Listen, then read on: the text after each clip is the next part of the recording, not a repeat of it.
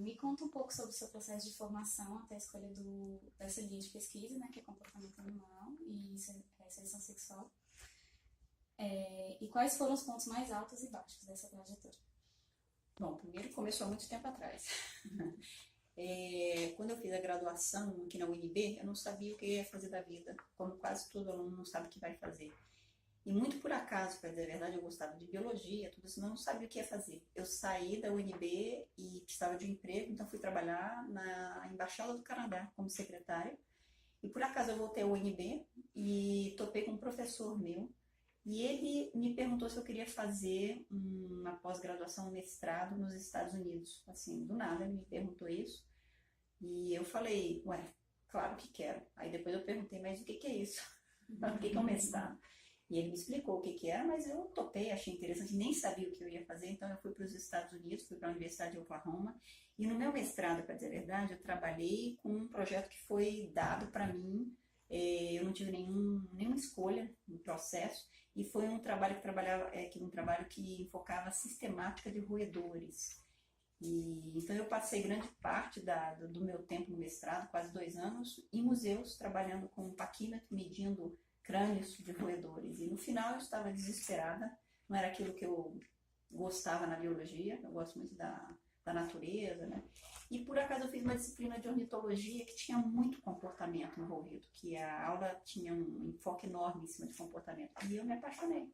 Então, a partir daí, eu desenvolvi o meu doutorado na área de comportamento animal. E aí, bastou isso, aí continuei nessa linha, né? Então, foi assim. Não nos seus artigos, que a questão da cor da plumagem do tizil também tem muito a ver, né? Então, em relação a isso, como você falou, com a temperatura. Não sei se é bem com a temperatura, mas é porque a coloração do tizil, ele tem essa coloração, ele é totalmente pretinho, então você fica imagina, poxa, ele não é nem colorido nem nada, mas o fato ele tem uma plumagem nupcial negra que é iridescente, então o que acontece? Ele brilha, mas ele brilha quando bate a luz, então por isso eles escolhem os lugares mais iluminados para saltar. É claro que isso deve ter um fator térmico também que pode comprometer, né? Está saltando, afinal de contas, no sol. Então ele faz isso tipicamente pela manhã e no final da tarde. Então ele evita esse período mais quente do dia. É o custo que ele paga para a fêmea achar ele interessante, né?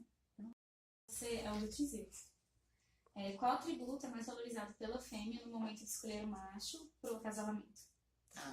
Bom, o tizil é um bicho que por acaso a gente começou a trabalhar por uma série de razões diferentes, mas o que mais chamava a atenção do tizil, não sei se vocês conhecem, né, o tizil, na época reprodutiva o macho salta, e quando ele salta, ele dá um salto que acompanha várias batidas de asa e uma vocalização, e o nome dele vem disso, né, que ele faz uma vocalização,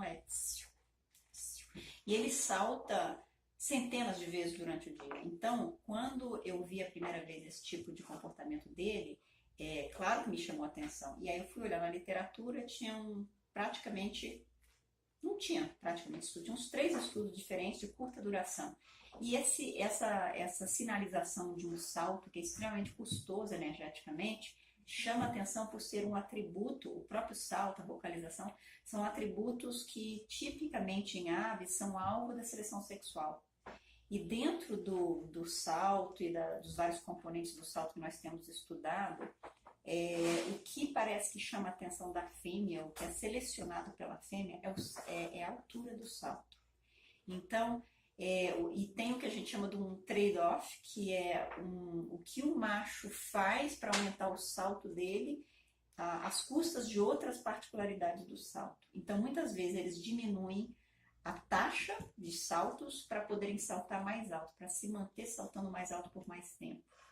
E a outra coisa também que é interessante desse salto do tizil, que é alvo da seleção sexual, é que eles aumentam a taxa de saltos quando eles estão banhados diretamente com luz solar, porque eles têm uma plumagem iridescente. Então, o que a gente especula é que é muito chamativo para a fêmea, um macho que está saltando, especialmente quando ele está saltando e está diretamente sob a luz do sol. Então ele escolhe lugares iluminados para fazer o salto ornamental dele. Então isso é um dos aspectos que a gente tem trabalhado. Estudos frequentemente mostram cópulas extrapar, né, que é uma espécie monogâmica, né, dizer. O que isso significa e por que uma espécie monogâmica busca cópulas extrapar? Isso traz prejuízos, Ela?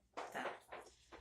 Bom, até cerca de uns 15 anos atrás, as aves eram tidas como o grupo mais monogâmico. Era o exemplo da monogamia entre os animais. Inclusive, era o exemplo para os seres humanos. Ó, que passarinho bonitinho, o macho com a fêmea, a famíliazinha criando os filhotes. Mal sabiam eles que a maior parte das espécies socialmente monogâmicas de aves, geneticamente, elas são poliândricas, ou seja, as fêmeas não são geneticamente, digamos que, fiéis aos machos, nem os machos às fêmeas. Então, tem o que a gente chama, nesses sistemas sociais, de acasalamento social, existe uma coisa chamada cópula extrapar. Então, o vínculo social é estabelecido e esse vínculo ele serve para a criação de filhotes.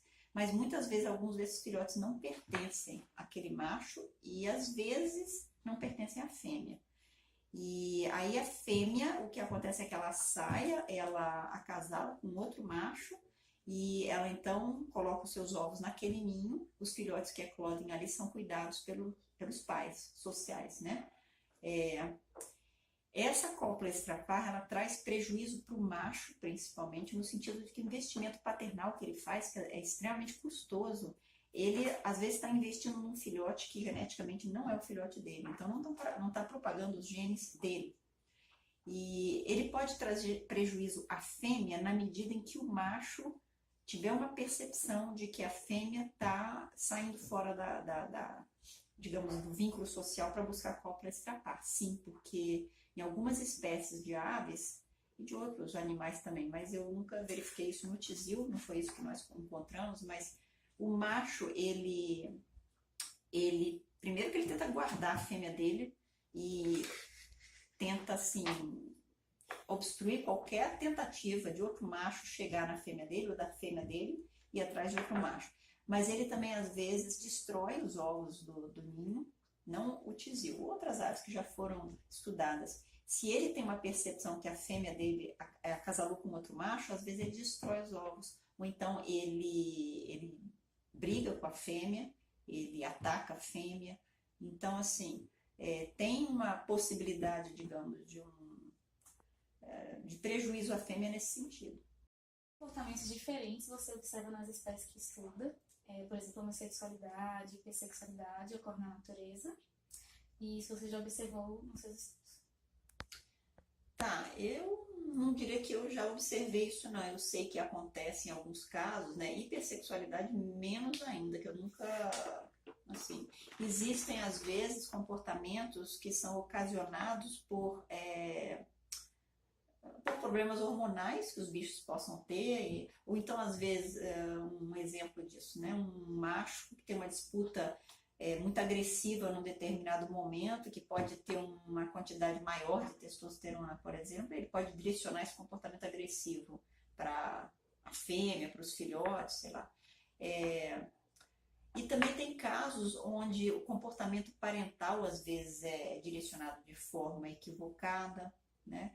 Então, assim, tem variações comportamentais, não é como se fosse uma caixinha. Mas no tizil em particular, né, que a gente passa mais tempo observando, eu nunca vi, nunca tive essa oportunidade de ver. Então, também não é isso que eu estudo, né? Então... o que essa preferência da fêmea significa?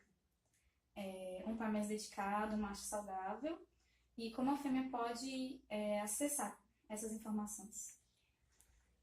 Assim, o que se assume é que essa sinalização, como muitas características sexuais, né, são características ornamentais, digamos, de macho, elas tipicamente são para sinalizar alguma coisa para a fêmea. E essa sinalização pode ser que o macho tem boa saúde, que ele é muito vigoroso, que ele é forte, que ele é resistente a doenças, tem uma série de coisas. Então, um macho, por exemplo, que não consegue saltar, ou por pouco tempo, ou não consegue saltar muito alto, e você vê isso no campo. Tem uns machos que dão uns pulinhos ridículos e outros que estão saltando bem alto. Tem até vídeo disso, eu não sei se vocês já viram os vídeos. Uma fêmea, olhando isso, ela pode, entre aspas, associar esse vigor que o macho está demonstrando a uma saúde melhor. E isso pode se traduzir a longo prazo ou a uma característica de saúde, de imunidade, por exemplo, que é transmitida aos filhotes da fêmea. Então, essa é uma seleção que a gente chama de seleção direta, que as características selecionadas, elas são selecionadas porque os filhotes da fêmea vão herdar essas características. Ou então, a fêmea pode selecionar devido a um benefício direto. No caso, um macho que salta mais alto, por exemplo, pode ser um macho com melhor saúde. E um macho com melhor saúde pode ser, como você falou, um pai melhor. É um pai que vai buscar mais comida, é um pai que vai ter mais capacidade de defender os filhotes contra predadores. E as duas coisas podem ser em conjunto, ou seja, a fêmea está selecionando tanto por uma questão de uma seleção indireta, um benefício indireto para os filhotes, como um benefício direto para ela e para os filhotes.